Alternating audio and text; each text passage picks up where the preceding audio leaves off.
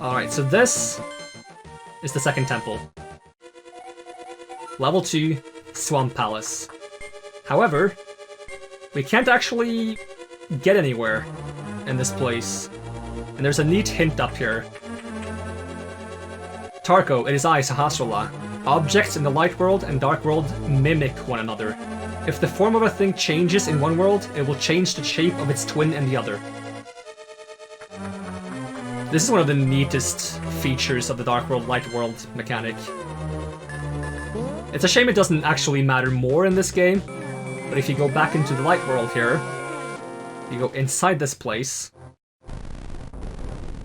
and we head all the way to the back, and we open the floodgates. And then we head back outside. I think it's fairly obvious what's going to happen, but still. Doesn't make it any less cool. Go back into the dark world. And boom, there's water here now. Alright, so sadly, I made the mistake of recording this temple without setting up my audio properly, so I had to re-record it. Which kind of sucks, because this temple went pretty well. All things considered. And now doing it again is obviously going to be very easy because I've already done it once, so... I think I'll just try to speed through it, and we can move on.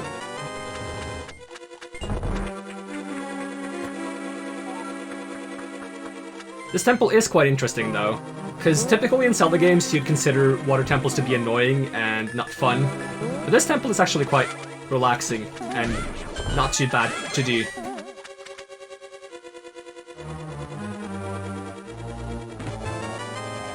We got the dungeon map. I'm not really going to need it much. I want to make sure I pick up everything that's optional. Ow. I want to yoink the key from here real quick. Okay. I'm actually probably going to make more mistakes since I'm trying to speed through this. Because the first time I was being pretty thorough, which means it's harder to miss stuff. I'll try to point out the obvious things that I pointed out the first time. So, this little pipe thing on the bottom right of me, it shoots whenever I use my sword, which is why I use the other magic attack instead, to prevent it from shooting. Also, I discovered that jellyfish and skeletons die instantly to the other, so it's a pretty good way to deal with them quickly.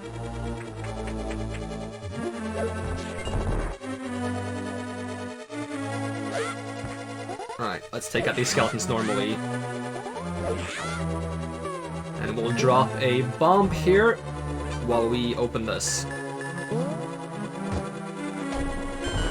So the main mechanic of this dungeon is that you use these levers to increase or lower the water level. That will help you get around in the temple.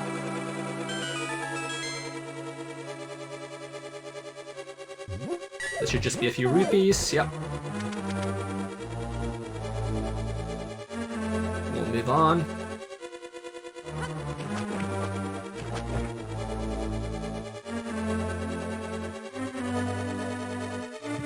Alright, this room can be a little bit annoying.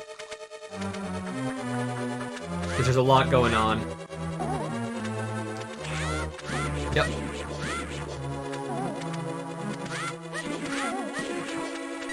Okay, let's just move up to the top left as quickly as possible. Without wasting too much time. Ah, we need a key first. That's true. Ow. Alright, then I'm gonna hope the key is in the bottom left. Because that's where I went the first time. This is a good room to use the other in.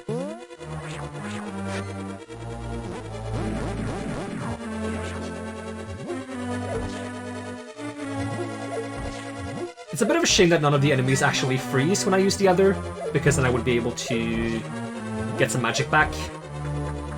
But oh well. So... is there a key here? Yeah, okay, so we got the key, we can go back. Because we need to increase the water level here, because you cannot push any of those blocks. That's really unfortunate that the fireworm came there at this very moment.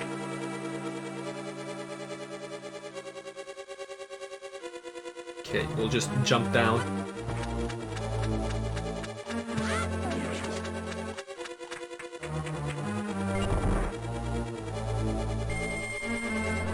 I'm lazy, I'll use the other here as well.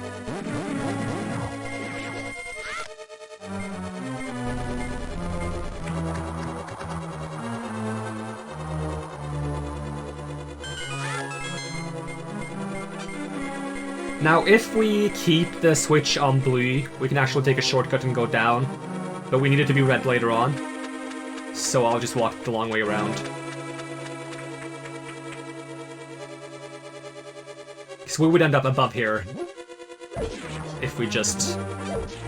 Oh, no, I didn't make it in time. Stupid worm.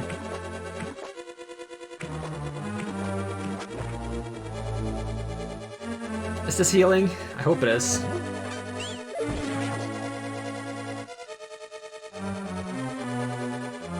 More enemies. I'll just use the other here. And the exact same thing happened the first time I did this temple, where the skeleton tries to jump out of the way, but it doesn't matter. He cannot dodge the magic.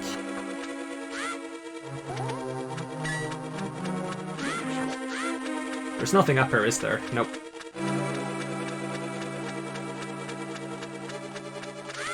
Ooh, that was close.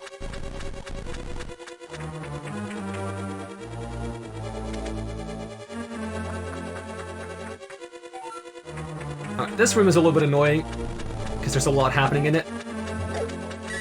It's very hard to not take some damage in this room.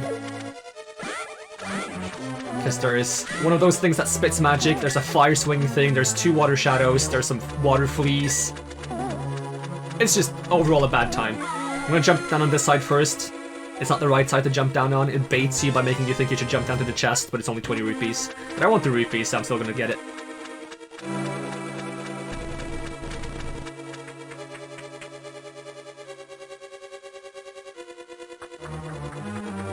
And I'm pretty sure if I just rush for the hole, I'll be hit by one of the water shadows, which is a bit annoying, so I'll try to not do that, but I don't think it's going to help me too much.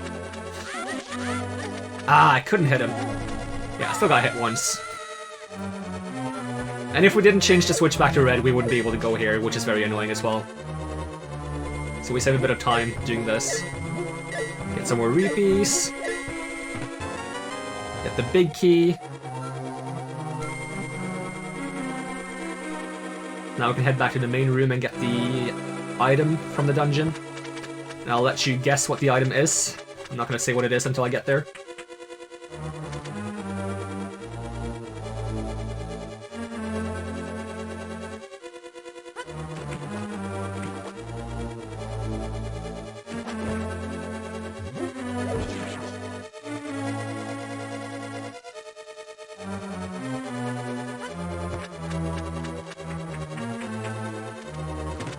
And boom, we got the hook shots. Boing, it's the hook shot. It extends and contracts, and boing, it can grapple many things. Alright, we need to head over here. And there will be a key. And we forgot to grab the compass, so I'll go do that. For the sake of completionism.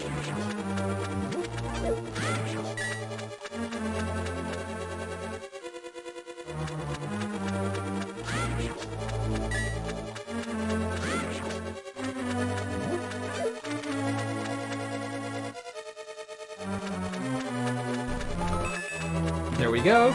Compass acquired. And now we can go do the boss. Well, I say that, there's a little bit more to do before the boss, actually.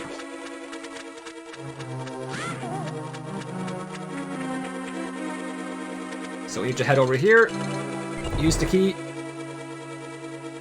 Then we need to head over to this side.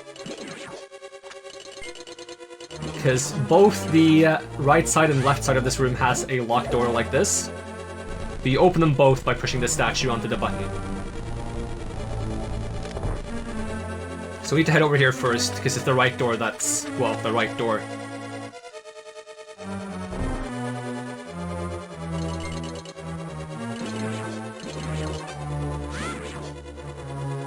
No healing? Oh well. Because if you take the other door that I didn't go through on the left, you would end up on this staircase. But you wouldn't be able to push the lever from that side, so you have to take the other door.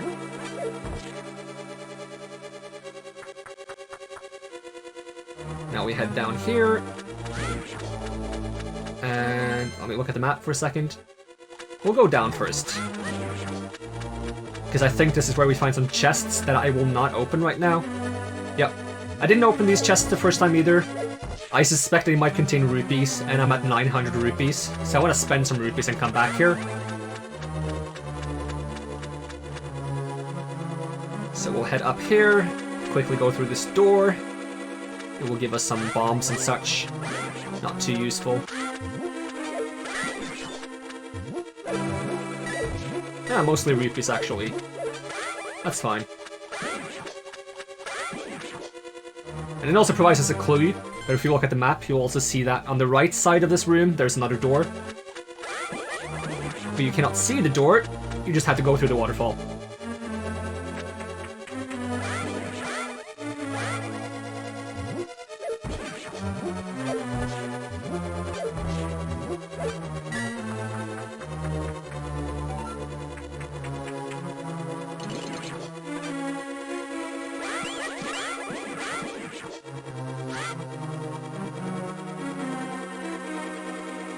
This room can be a little annoying. The easiest thing to do is to just bait all these guys over here. You cannot hit them with arrows or your sword or anything, because they're technically below you. Magic will hit them though, so you can use the Ether to kill them all. I'm not sure if they'll respawn. Can I grab the rupees with the boomerang? Nope, that's also below me, so... I'll grab them while I bomb up in this wall. It's just gonna be annoying to swim back because there's a current in the water that kinda slows you down.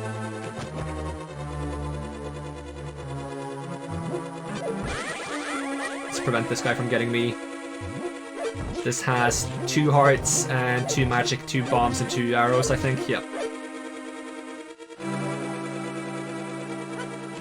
And first time I came here I actually had a bit less health. But it shouldn't matter, because I find the boss to be quite easy. I took 1 hit on the boss the first time.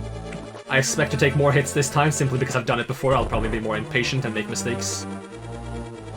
Alright, so I'll swap to the hookshot. Let's do the boss.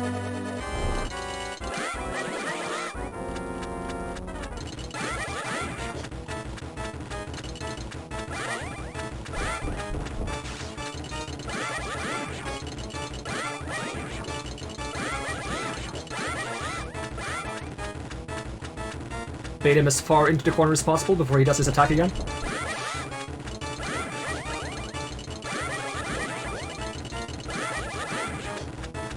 So once we get rid of all these little fluff balls, he's gonna go into phase 2. And if you're prepared for phase 2, it's actually quite easy. Because what he's gonna do, he's gonna jump into the air, he's gonna try to land on you, and if you hit him, he's gonna jump back into the air immediately. So if you just make sure to bait him and always hit him as soon as he lands, then he's quite easy. Like that. If you swing too soon though, you'll miss, because he's invulnerable for a short while. He went the wrong way, that's unfortunate. Yeah, I missed there. There we go, that's the boss. Didn't take any hits this time, that's good. I actually learned something from my 1 mistake. The first time I fought him, I didn't hit him on the first drop down, so he got some time to run around.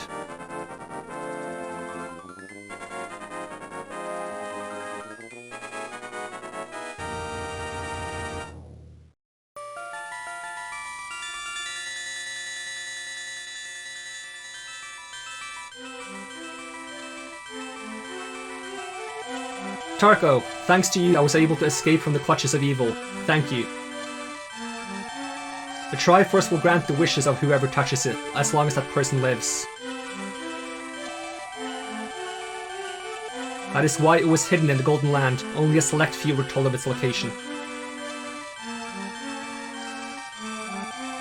But at some point that knowledge was lost. The one who rediscovered the Golden Land was the evil thief named Ganondorf. Luckily, he couldn't figure out how to return to the light world. Well, remember that you have magical powers, which only the hero can make use of. There are some other magical warping points, like the one you saw on Death Mountain.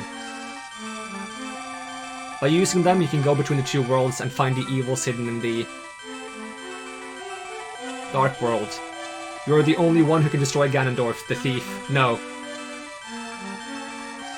Ganon, the evil king of darkness. Do you understand? Yes. May the way of the hero lead to the Triforce.